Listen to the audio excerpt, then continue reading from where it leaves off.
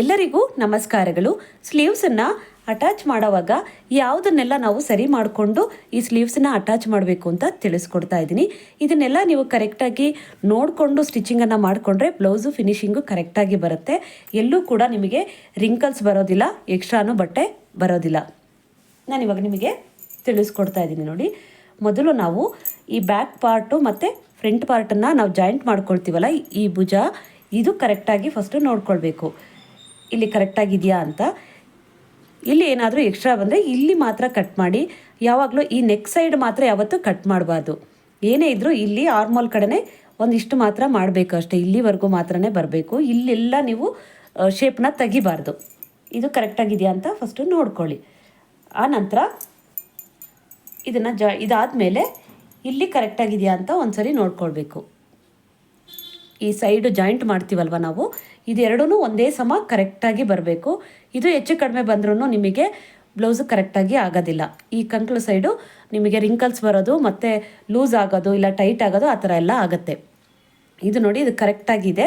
ಇದು ಕೂಡ ನನಗೆಲ್ಲೂ ಹೆಚ್ಚು ಕಡಿಮೆ ಬಂದಿಲ್ಲ. ಒಂದು ಪಾಯಿಂಟ್ ಅಷ್ಟು ಮಾತ್ರನೇ ಇದು ಫ್ರಂಟ್ ಸೈಡ್ ಇದೆ, ಜಾಸ್ತಿ ಇದೆ. ಇದನ್ನೇ ನಾನು ಕಟ್ಟಿಂಗನ್ನು ಮಾಡ್ಕೊಳ್ಳಲ್ಲ, ಇಷ್ಟೇ ಇದೆ.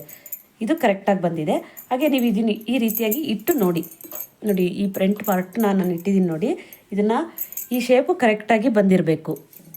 ಈ ಥರ 1/4 ಇಂಚಿಗೆ ಬರಬೇಕು. ಇಲ್ಲೂ ಕರೆಕ್ಟಾಗಿ ಬಂದಿರಬೇಕು. ಮತ್ತು ಈ ಸೈಡೂ ಕರೆಕ್ಟಾಗಿ ಎರಡೂ ಸೇಮ್ ಇರಬೇಕು. ಇಲ್ಲಿ ನಿಮಗೆ ಒಂದು 2-2.5 ಇಂಚಷ್ಟು ಮಾತ್ರನೇ, ಇಷ್ಟು ಮಾತ್ರನೇ ನಿಮಗೆ ಈ ಕ್ರಾಸ್ ಬಂದಿರಬೇಕು ಅಷ್ಟೇ. ಸ್ಲೀವ್ಸನ್ನು ಈ ರೀತಿ ಲೈನಿಂಗ್ ಎಲ್ಲ ಹಾಕಿ ನೀಟಾಗಿ ಅಟ್ಯಾಚನ್ನು ಮಾಡಿ ಇಟ್ಕೊಂಡಿರಬೇಕು.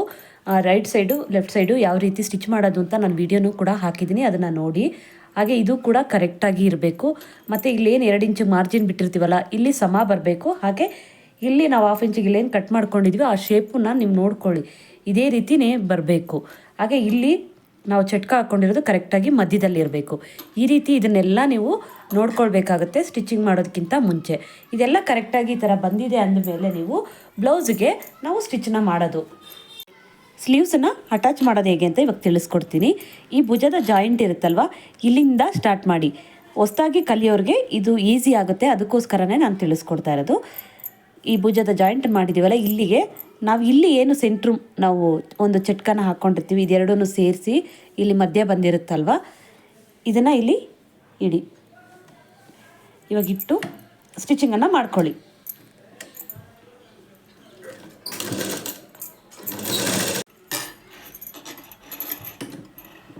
ನೀವೇನು ಕರೆಕ್ಟಾಗಿ ನೀವು ಕಟ್ಟಿಂಗು ಮತ್ತು ಸ್ಟಿಚಿಂಗ್ ಎಲ್ಲ ಕರೆಕ್ಟಾಗಿ ಮಾಡ್ಕೊಳ್ತಾ ಇದ್ದರೆ ನಿಮ್ಗೆ ಎಲ್ಲೂ ಪ್ರಾಬ್ಲಮ್ ಬರಲ್ಲ.